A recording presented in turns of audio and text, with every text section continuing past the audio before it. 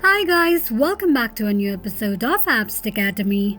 Today in this video, I'm going to show you how you can log into your Pennymac mortgage account. Keep watching the video till the end. To log into your Pennymac mortgage account, firstly go ahead and launch open any web browser of your preference. On the search box at the top, type in www.pennymac.com and make a search. The official page of Pennymac mortgage account will appear on the screen. Click on Login Register option at the top right corner of the page. From the displayed option, choose your account type to log in. Here, I'm gonna go with Manage My Existing Loan option. Click on Login to My Account option just below Manage My Existing Loan option. On the next page, enter your username and password associated with your Pennymac mortgage account and tap on Login. Tap on Show option to check if you have entered your password correctly or not.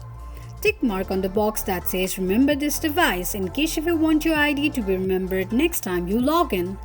In case if you don't remember your username or password, click on the link that says Forgot Username or Forgot Password option.